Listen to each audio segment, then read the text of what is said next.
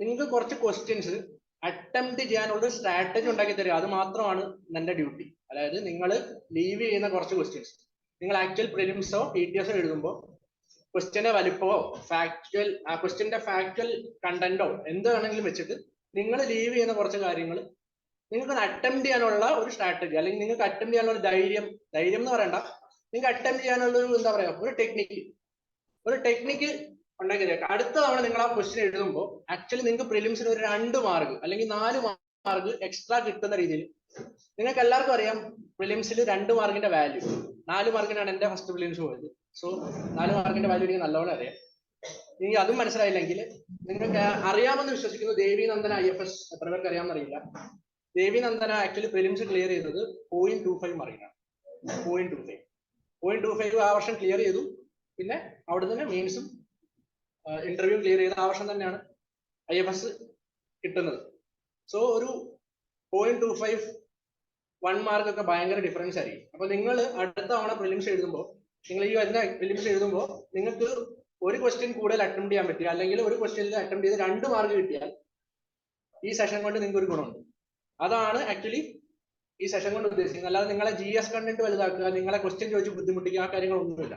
So maximum interactive ആയിട്ട് ഇരിക്കുക.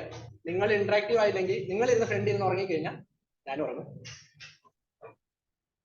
അപ്പോൾ മാക്സിമം ഇന്ററാക്റ്റീവ്. നിങ്ങൾക്ക് എന്തെങ്കിലും സംശയം ഉണ്ടെങ്കിൽ അല്ലെങ്കിൽ എന്തെങ്കിലും ഡൗട്ട് ഉണ്ടെങ്കിൽ നിങ്ങൾക്ക് എപ്പോ ആണെങ്കിലും ഹാൻഡ് റൈസ് ചെയ്തോ ചോദിക്കാം. ഓൺലൈൻ ഉള്ളവർക്ക് ചാറ്റ് ബോക്സിൽ ചോദിക്കാം. ആദ്യം നമ്മൾ മെയിൻ ആയിട്ടുള്ള, അതായത് നമ്മുടെ കണ്ടന്റിലേക്ക് പോകുന്നതിന് മുമ്പ് എനിക്ക് കുറച്ച് കാര്യങ്ങൾ, അതായത് നിങ്ങൾ ഇപ്പൊ എക്സ്പീരിയൻസ് ചെയ്തുകൊണ്ടിരിക്കുന്ന കുറച്ച് കാര്യങ്ങൾ നിങ്ങളോട് തന്നെ ഞാൻ പറയാം. ആദ്യം നമുക്ക് ജസ്റ്റ് നമ്മൾ ഇന്ന് എന്തൊക്കെയാണ് എടുക്കാൻ പോകുന്നത്, ജസ്റ്റ് ഒരു എന്താ പറയാ കണ്ടന്റ് ഇൻഡെക്സ് പോലെ. ഇന്ന് നമ്മൾ കുറച്ച് നിങ്ങൾ പ്രിലിംസിന് പ്രിപ്പയർ ചെയ്യുമ്പോൾ അനുഭവിക്കുന്ന കുറച്ച് കോമൺ മിസ്കൺസെപ്ഷൻസ് എന്താണ്, സോഴ്സ് ബുക്സിന്റെ കാര്യങ്ങൾ, പ്രീവിയസ് ഇയർ ക്വസ്റ്റ്യനെ നമ്മൾ എങ്ങനെ യൂട്ടിലൈസ് ചെയ്യാം.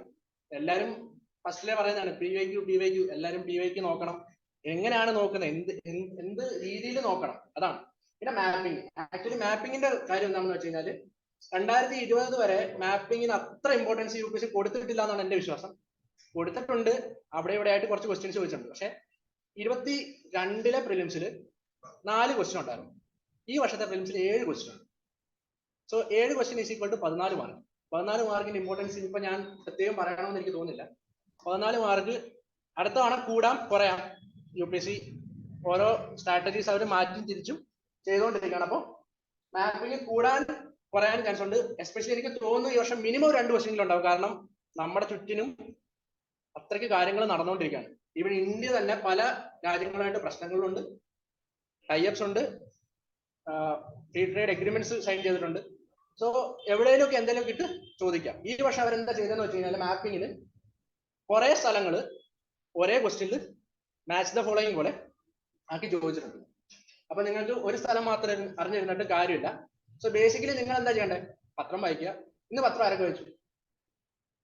ആരെങ്കിലും ഒരു പേപ്പർ ആ ഷൂ ഇടുന്നിടത്ത് ഇങ്ങനെ വെറുതെ കിടക്കുന്നുണ്ടായിരുന്നു. ആക്ച്വലി അപ്പൊ നമ്മുടെ ചുറ്റിനും കുറെ കാര്യങ്ങൾ നടക്കുന്നുണ്ട്. മാപ്പിംഗ് ഇമ്പോർട്ടൻസ് കൂടിക്കൊണ്ടിരിക്കുകയാണ്.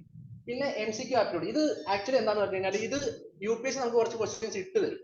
എല്ലാ തവണയും കുറച്ച് ക്വസ്റ്റ്യൻസ് UPSC ഇട്ട് തരും. എങ്ങനെങ്കിലും പാസ് ആയിക്കോട്ടെ എന്ന് വിചാരിച്ചിട്ടായിരിക്കാം.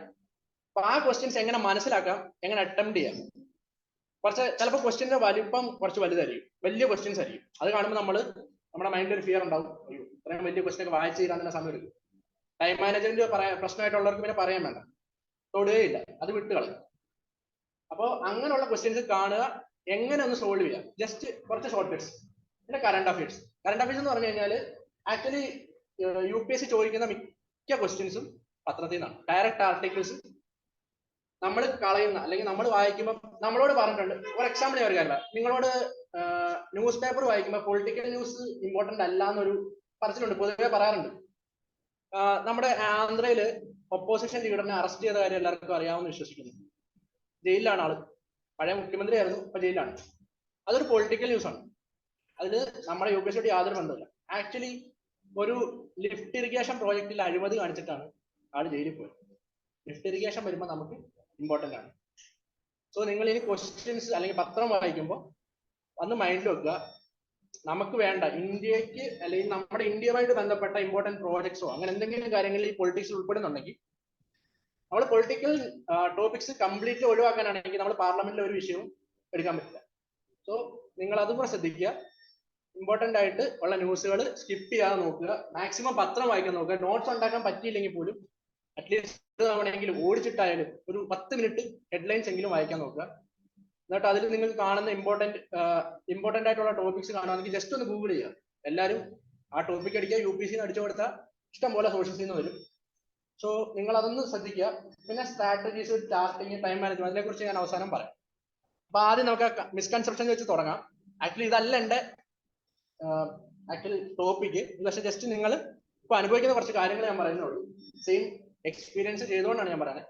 പിയർ പ്രഷർ എന്ന് ഉദ്ദേശിക്കുന്നത് നിങ്ങളെ വിളിച്ചുകൊണ്ട് സിനിമയ്ക്ക് പോവുക അങ്ങനത്തെ കാര്യങ്ങളല്ല ഉദ്ദേശിക്കുന്നത്.